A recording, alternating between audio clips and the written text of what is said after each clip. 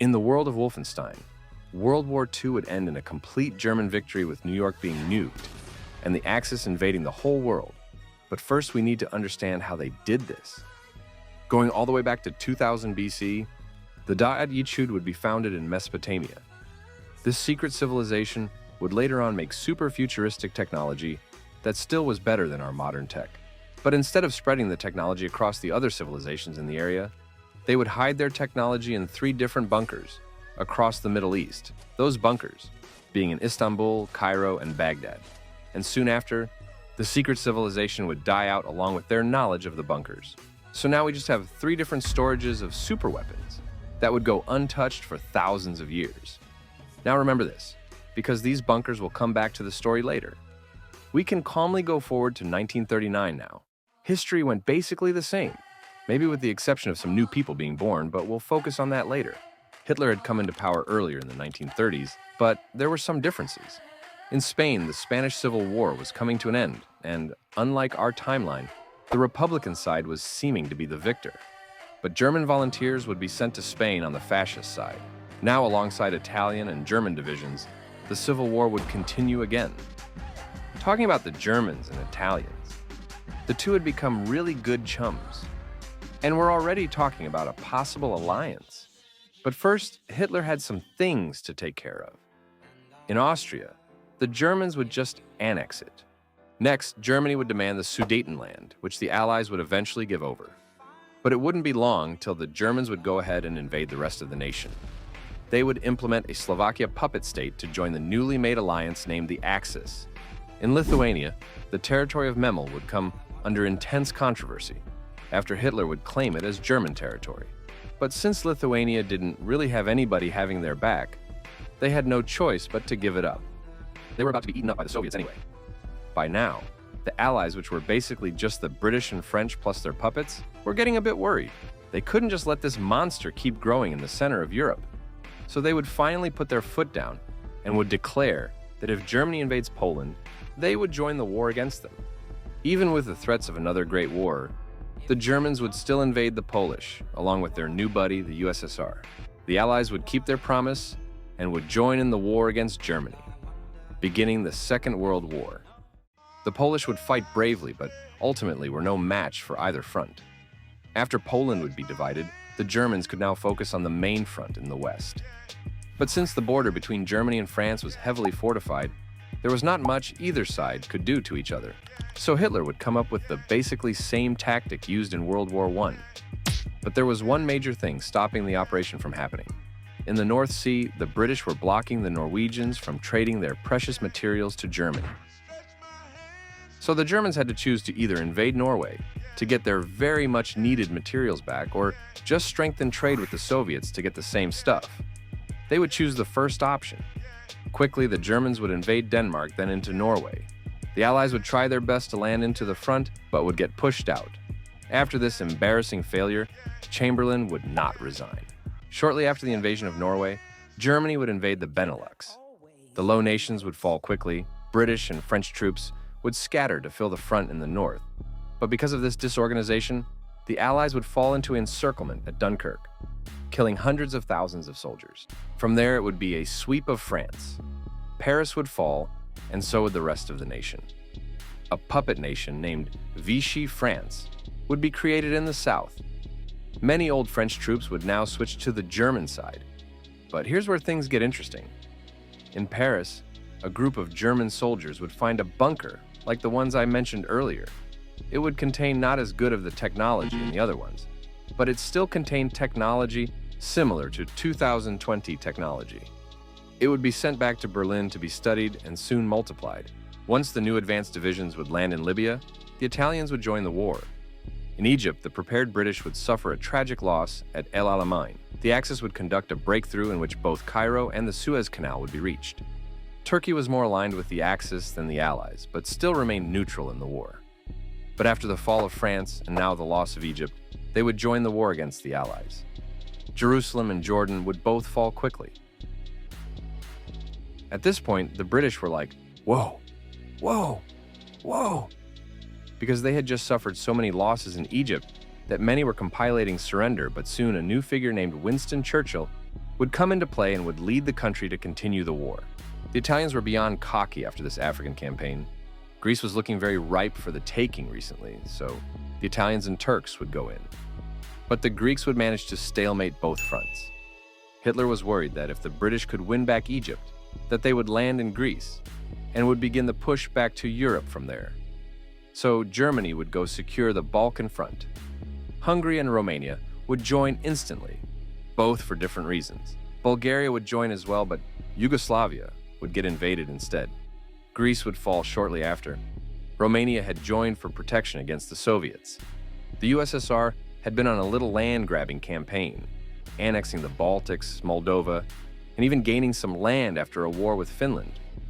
But now, since there was really no land left to grab, they would now sit silently, but still not getting modern with the time.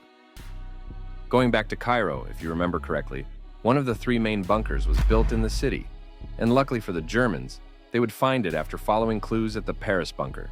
Inside would be unimaginable futuristic weapons, like laser guns and dog tanks. Immediately after the Germans would find the Cairo bunker, they would find the one in Istanbul. All of the German divisions would be remastered. Romania, Italy, Hungary, and Turkey would be lended some new technology as well, strengthening the European axis. But wait a minute, the European axis? Where is Japan? Japan's empire had gone completely the same so far, like in our timeline. The Japanese had been fighting China for 5 years now, and had recently taken French Indochina. Like I said, they went the exact same, and they will for the next few years. Back to Europe, there was an argument in the Axis. The Italians and Turks wanted to keep pushing into Egypt and reach Sudan. Meanwhile, the Germans wanted to create a new front. Since Germany was the leader, they would go with their plan instead.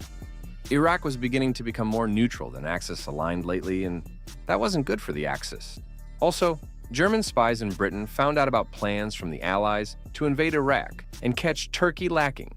So the Germans and Turks would create a quick force to invade the weak nation of Iraq and set up a new German puppet state. But there was a problem. The Germans assumed the British had not really fortified Kuwait, but instead they had, and with a lot of troops. But luckily for the Axis, they had super technology and would easily capture around 100,000 Allied men before taking Kuwait. Obviously, the British were even more flabbergasted. How had the Germans just gained this impossible technology? Nobody knew. Meanwhile, in Sudan, the Italians had reached Khartoum and could have kept going if it weren't for a small, mainly Australian force disrupting a supply line in the coast. In Spain, Franco would randomly declare a war on Portugal. Because of the recent civil war, Spain wouldn't do as good as they should have. Meanwhile, Portugal would cry out to the Allies to help them. It would take a few weeks, but eventually Portugal would join the Allies, and soon enough, the Spanish would join the Axis. With German help, Portugal would be completely invaded. The Germans could easily walk into Gibraltar and would fully close the Allied access into the Mediterranean, trapping Malta and Cyprus. Hey, Soviet Union, look out! With over 3 million men, the Axis would launch a brutal invasion of the USSR. The unready Soviets would be swiftly invaded at first. Stalin would try his best to round up his army to the front line, but it was just causing more chaos. Kiev would be encircled with 750,000 men. Minsk would be encircled with 300,000 men. Other cities like Riga and Kharkov would also be encircled with hundreds of thousands of more men. The Soviets had lost already 2 million men in the first few weeks. The Axis mecha technology was proving to be very useful. Finland had also joined the war for revenge. With combined forces, the Finnish and Germans would siege Leningrad. But because of the technological advantage, the Germans would be able to completely take the city within a week. Going to Japan, they would be inspired by the successful invasion of Russia. The Japanese wanted to be the empire of the Pacific, but first, they needed to destroy their main rival's navy. So in December, Japan would conduct Pearl Harbor. It would go the exact same way it did in our timeline. Japan would force Thailand into their alliance to invade Burma, Malaysia, the Philippines, Java, Borneo, Guam, and the rest of Indonesia would be invaded. Some minor extra advances would be made that were different from our timeline, like the invasion of Bangladesh and the complete invasion of Papua New Guinea. The Japanese would now threaten an invasion of India and an invasion of Australia. With the USA now in the war, the Germans would decide to do the cocky move of declaring war on the United States as well. Now, the Axis would be at war with the Americans too. Many North and South American nations would join the fight too, including countries like Mexico, Brazil, and Colombia. But not every country was Allied-leaning. Peru, Venezuela, Argentina, and Nicaragua were more Axis-aligned but wouldn't join the war just yet. Back to Africa, even with the arrival of Americans and Brazilians, the Italian futuristic divisions would manage to advance further into the continent. They would connect their Ethiopian front and would continue into South Sudan and Kenya. The Belgian colony of the Congo would be so threatened that they would declare independence. They would quickly be recaptured by the surrounding allies. But this quick rebellion would spark a new idea in the colony world. Going back to Europe, the Wehrmacht would complete the successful capture of the Caucasus.